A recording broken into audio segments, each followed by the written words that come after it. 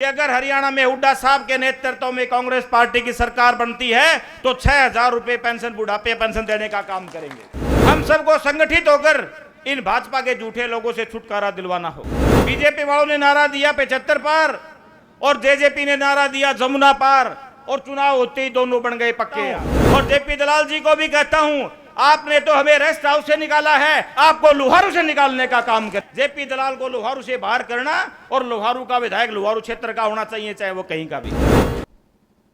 बहुत ही मान व सम्मान के योग आज शिवानी की इस पावन पवित्र धरा पर विराजमान मेरे पूजनीय चौधरी राज सिंह जी यहाँ की मीटिंग की अध्यक्षता कर रहे मेरे बहुत ही आदरणीय शिवानी के पूर्व चेयरमैन आदरणीय मुंशीराम चावला जी, आज की इस मीटिंग के आयोजक शिवानी ब्लॉक बीसी के प्रधान भाई साधुराम रूपाणा जी, हमारे बहल ब्लॉक बीसी के प्रधान भाई Ashok Chaheriya ji, Loharu BC cell block Congress के प्रधान भाई बलवान जोगी जी, स्टेज का संचालन कर रहे भाई जयचंद चहेड़िया जी, और स्टेज पर बैठे सभी नेता साहिबान, श्री राम बिश्नोई जी, हमारे बड़वा से सरपंच साहब जी, वेद लांबा जी, नंबरदार साहब, हमारे बहुत साथी स्टेज पर बैठे हैं, लेकिन आप लोग काफ़ी देर से धूप में बैठे हैं, इसलिए मैं माफ़ी चाहूँगा अगर किसी का नाम नहीं ले पाऊँ तो।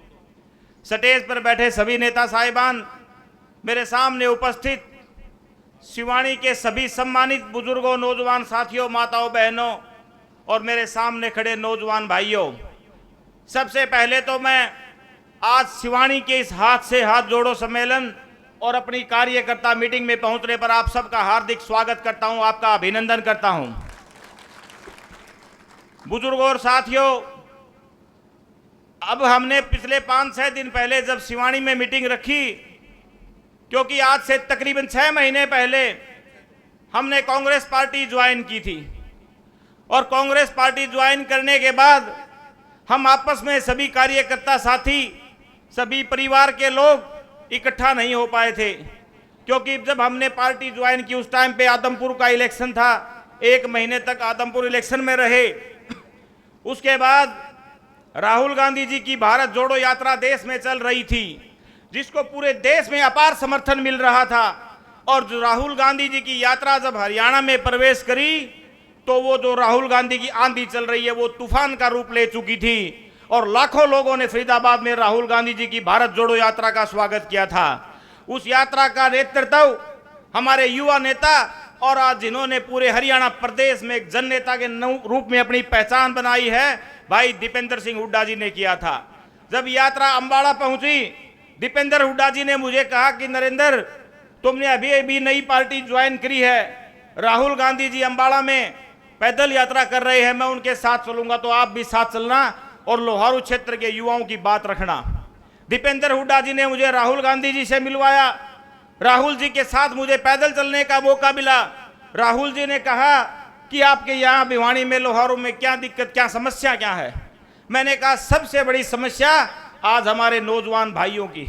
आज हमारे नौजवान भाई, हर गांव से हम सुबह सुबह देखते थे 10-10, 15-15, 20-20 नौजवान सुबह सड़कों के ऊपर रेस लगाते हुए मिलते थे, क्योंकि वो फौज में भर्ती होना चाहते थे और देश की सेवा करना चाहते थे। लेकिन आज इन भाजपा के झूठे लोगों ने अग्निवीर नामक एक योजना चलाकर आज उन फौजियों के साथ खिलवाड़ करने का काम किया है। तो राहुल जी ने, दीपेंद्र जी ने इस बात का मुझे आश्वासन दिया कि अगर कांग्रेस पार्टी की सरकार बनती है तो हम अग्निवीर योजना को बंद करके पहले जैसे फौजियों की भर्ती होती थी वैसे ही भर्ती करने का काम करेंगे।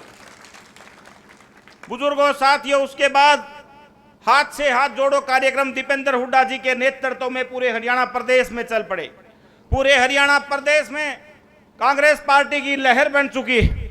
दीपेंद्र हुड्डा जी जहां भी जाते हैं लाखों का हजूम उनके सामने उमड़ता है। जब मैंने ये मीटिंग रखी, मैंने दीपेंद्र हुड्डा जी को फोन किया, मैंने कहा भाई साहब, मैं अपने साथियों के साथ, हमारी पार्टी में कुछ नए लोग मिले हैं, उनके साथ हम एक मीटिंग करना चाहते हैं। उन्होंने कहा कि आप अपनी मीटिंग करो, और मेरा भी एक संदेश देना कि अगर कांग्रेस पार्टी की सरकार बनती है तो जो आज हमारे बुजुर्गों के साथ इस भाजपा और जसपा सरकार ने धोखा किया था कि 5,000 की पेंशन देने का काम करेंगे, आज वो नहीं दे पाए। तो मेरी तरफ से एक बात अपने बुजुर्गों को जरूर कहना कि अगर हरियाणा में हुड्डा साहब के नेतृत्व में कांग्रेस पार्टी की सरकार बनती है तो 6,000 रुपए पेंशन, बुढ़ापे पेंशन देने का काम करेंगे। बुजुर्गों और साथियों, आज हरियाणा और देश की राजनीति एक गलत लोगों के हाथों में चली गई। देश में ऐसे लोग बैठ गए जिनको झूठ के अलावा कोई काम नहीं। आप याद करो 2014 के चुनाव में जब ये मोदी जी अपनी डुगडुगी लेकर आए थे, कितने बड़े बड़े वायदे आप लोगों के सामने किए थे। ये कहा गया था कि 100 दिन के अंदर विदेशों से काला धन वापस लेकर आएंगे। ये कहा गया था 2 करोड़ युवाओं को रोजगार देने का काम करेंगे। ये भी कहा गया था किसानों की आय दोगुनी की जाएगी, स्वामीनाथन आयोग की रिपोर्ट लागू की जाएगी, गंगा की सफाई की जाएगी, बुलेट ट्रेन चलाई जाएगी, 15-15 लाख खाते में आएंगे और आपके अच्छे दिन आएंगे। ये भी वायदा किया गया था। लेकिन बुजुर्गों और साथियों, आज उन बातों का कहीं कोई जिक्र नहीं। आज देश में जब भी कोई चुनाव होता है तो बात आती है भारत और पाकिस्तान की। देश में जब भी कोई चुनाव होता है बात आती है हिंदू और मुसलमान की। देश में जब भी कोई चुनाव होता है बात आती है मंदिर और मस्जिद की। आज उस नौजवान की, किसान, गरीब मजदूर की बात इनको याद नहीं है। इसलिए आज समय है हम सबको संगठित होकर इन भाजपा के झूठे लोगों से छुटकारा दिलवाना होगा। इसलिए आज हरियाणा प्रदेश की खट्टर सरकार को आप देख रहे हैं। पूरा हरियाणा प्रदेश जो पूरे हिंदुस्तान के अंदर युवा की आबादी के 60% से ज्यादा हिस्सा हरियाणा प्रदेश में युवाओं का है। और पीछे जब आंकड़े आए तो हरियाणा प्रदेश पूरे देश में बेरोजगारी के मामले में नंबर 1 पहुंचाने का इस खट्टर सरकार ने काम किया है। ये हमारे युवाओं के साथ बहुत बड़ा धोखा है। बुजुर्गों और साथियों, जेजेपी की सरकार आई और एक नारा दिया गया कि हम अब बीजेपी को जमुना पार करेंगे। बीजेपी वालों ने नारा दिया 75 पार और जेजेपी ने नारा दिया जमुना पार, और चुनाव होते ही दोनों बन गए पक्के यार। और चंडीगढ़ में बना दी भ्रष्ट सरकार, जनता कर रही है हाहाकार। ये है भाजपा और जेजेपी की सरकार। इसलिए बुजुर्ग और साथियों, हमें इन आज जो भ्रष्टाचारी लोग सत्ता में बैठे हैं, आपको पता होगा ये दुष्यंत चौटाला की जब 10 सीटें आई और दुष्यंत जब लोगों से पूछने आया कि मुझे किसका समर्थन करना चाहिए, लोगों ने कहा कि आप बीजेपी के साथ मत जाना, हमने बीजेपी के खिलाफ आपको वोट दिया है। लेकिन दुष्यंत जब उताना से निकले, रोहतक तक निकले, तो गाड़ी दिल्ली जाके सीधे अमित शाह के दरबार में रुकी और वहां पर इस बात का फैसला नहीं हुआ कि बुजुर्गों की जो पेंशन है वो 5100 की जाएगी। वहां पर इस बात का फैसला नहीं हुआ कि हरियाणा प्रदेश के युवाओं को रोजगार दिया जाएगा। वहां पर इस बात का फैसला नहीं हुआ कि हरियाणा प्रदेश को विकास की प्रगति पर ले जाया जाएगा। वहां यह फैसला हुआ कि दुष्यंत को कौन से मलाईदार डिपार्टमेंट दिए जाएंगे जिससे वो पैसा कमाया जा सके। आज शराब का डिपार्टमेंट हो, सारे मलाईदार डिपार्टमेंट दुष्यंत जी अकेले जीम रहे हैं। इसलिए ऐसे लोगों से हमें बचने की जरूरत है। बुजुर्गों और साथियों, मैं ज्यादा समय न लेता हूं, एक बात और कहूंगा। आज लोहारू हरियाणा प्रदेश के अंदर एक गिने चुने क्षेत्रों में आता है। लोहारू की राजनीति भी आपको पता है कि बड़ी टेढ़ी मेढ़ी, लेकिन मैंने 2016 में राजनीति की शुरुआत जिला परिषद के चुनाव से की थी। 2016 में मैंने आपके आशीर्वाद से लोहारू से जिला परिषद का चुनाव लड़ा। मेरे खिलाफ बड़ी बड़ी पैसे वाली ताकतें चुनाव लड़ रही थी। वो लोगों को खरीद रही थी कि हम लोगों को खरीद लेंगे। मैं आपका प्यार मांग रहा था, लेकिन जब चुनाव का मौका आया, लोगों ने पैसे को नहीं, आपके बेटे को जिताने का काम किया था। इसलिए बुजुर्गों और साथियों, मैं आपको एक बात कहूंगा, ये धन बल केवल दिखावे की चीजें है। जनता को कोई खरीद नहीं सकता। अच्छे पैसे से आप अच्छी गाड़ी, अच्छा घर, अच्छा मकान खरीद सकते हैं, लोहारू हल्के के लोगों का जमीर नहीं खरीद सकते। बुजुर्गों और साथियों, आज जेपी दलाल जी जो कि 75 किलोमीटर दूर से आके हमारे विधायक हैं, ये हमारे लिए ही नहीं, हमारे आने वाली पीढ़ियों के लिए भी बड़ी शर्म की बात होगी। क्यों? जब देश के प्रधानमंत्री का चुनाव होता है तो क्या कभी ऐसा हुआ है कि हिंदुस्तान का प्रधानमंत्री ऑस्ट्रेलिया से आकर बन गया हो? क्या कभी ऐसा हुआ है कि भारत के प्रधानमंत्री का चुनाव हो और अमेरिका का व्यक्ति आके चुनाव लड़ रहा हो और वो देश का प्रधानमंत्री बन गया हो? लेकिन हम हमेशा उसी व्यक्ति को वोट देते हैं जो हमारे देश का है, हिंदुस्तान का है। ऐसे ही जब हमारे सरपंची का चुनाव होता है, क्या कभी ऐसा हुआ है कि रूपाणा गांव में बड़वा का आके सरपंच बन गया हो? क्या कभी ऐसा हुआ है कि बड़वा का सरपंच जाके गिगनाऊ गांव में बन गया हो? नहीं, हम अपने ही गांव का सरपंच बनाते हैं। लेकिन हमारा दुर्भाग्य देखो, हमने लोहारू हल्के का नहीं, 75 किलोमीटर दूर घुसकाने का व्यक्ति लोहारू का विधायक बना दिया।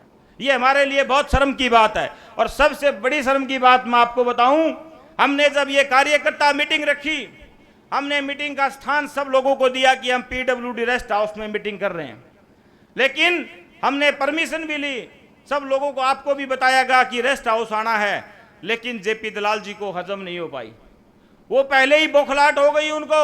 वो तो कहते थे कि शिवानी मेरा है, आज देखो ना शिवानी किसका है। आपका शिवानी का है, मुझे एक बार दिखाओ। आप कहने से शिवानी किसी का नहीं हो जाता। जब जेपी दलाल जी को पता चला कि ये तो मीटिंग नहीं हो रही, ये तो शिवानी इधरार है सारा, तो उसको परेशानी होने लगी। डीसी को फोन कर दिया, सारे प्रशासन को फोन कर दिया कि यार रेस्ट हाउस में मीटिंग नहीं होने देंगे। मैंने कहा जेपी दलाल जी, आपने ये मेरा अपमान नहीं किया, आपने ये राज सिंह अग्रवाल जी का अपमान नहीं किया, आपने कांग्रेस पार्टी का अपमान नहीं किया, आपने लोहारू और शिवानी क्षेत्र की जनता का अपमान करने का काम किया है और जनता इसका बदला लेगी। मैं आपको दावे के साथ कहता हूं और जेपी दलाल जी को भी कहता हूं, आपने तो हमें रेस्ट हाउस से निकाला है, आपको लोहारू से निकालने का काम करेंगे। बुजुर्गों और साथियों, ऐसे झूठे मक्कार लोग आज इस राजनीति में हैं जिनको एक बात की भी हजम नहीं होती कि लोग शिवानी रेस्ट हाउस में मीटिंग कर रहे हैं। लेकिन आप लोगों की ताकत है, आप लोगों का प्यार आशीर्वाद है कि आप लोगों ने एक मीटिंग को जनसभा में तब्दील करने का काम किया। अब उनके पास ये खबर अपने आप पहुंच जाएगी कि भाई मीटिंग तो ऐसी होती। बुजुर्गों और साथियों, मैं ज्यादा समय नहीं लूंगा, आपको एक ही बात कहूंगा कि अब हमारा लक्ष्य 2024 का है। हरियाणा प्रदेश की आबादी का 60% से ज्यादा हिस्सा युवाओं का है। आज दीपेंद्र हुड्डा जी पूरे हरियाणा प्रदेश के सर्वमान्य युवा नेता हैं और उनकी एक सोच है कि हरियाणा प्रदेश के अंदर अब की बार युवा सरकार बनाई जाए, युवाओं को आगे लाया जाए, युवाओं को मौका दिया जाए। इसलिए हम आज 2 लक्ष्य लेकर आगे निकले। पहला लक्ष्य हरियाणा प्रदेश की कमान भाई दीपेंद्र हुड्डा के हाथों में हो। दूसरा हमारा लक्ष्य है, जो ये व्यक्ति हमारे हलके में है, जो शिवानी क्षेत्र के लोगों का घर है ये रेस्ट हाउस, लोहारू क्षेत्र के लोगों का घर है ये रेस्ट हाउस, आज वो व्यक्ति हमें उसमें नहीं घुसने देता। अगर अब की बार बढ़ गया तो लोहारू में भी नहीं घुसने देगा। इसलिए हमारा दूसरा लक्ष्य है जेपी दलाल को लोहारू से बाहर करना और लोहारू का विधायक लोहारू क्षेत्र का होना चाहिए, चाहे वो कहीं का भी। बुजुर्गों और साथियों, 2024 ज्यादा दूर नहीं है। आप सबको आज रूबरू होने का यही विषय था कि आप सब आज से जुट जाओ। 2024 का चुनाव नजदीक है। हरियाणा प्रदेश में कांग्रेस पार्टी की लहर चल रही है और वो वो दिन दूर नहीं जब हरियाणा प्रदेश के अंदर कांग्रेस पार्टी की सरकार बनेगी हुड्डा साहब के नेतृत्व में। मैं तो एक बात कहकर अपना स्थान ग्रहण करूंगा कि चल पड़े हो तो बताने की जरूरत नहीं, रुक गए तो पूछेगा कोई नहीं, और जानते हैं जो ढोल वो पीटते नहीं, चलते रहते हैं पीछे मुड़ के देखते नहीं। आप सब यहाँ आए, आपका सब बहुत बहुत धन्यवाद। जय हिंद, राम राम।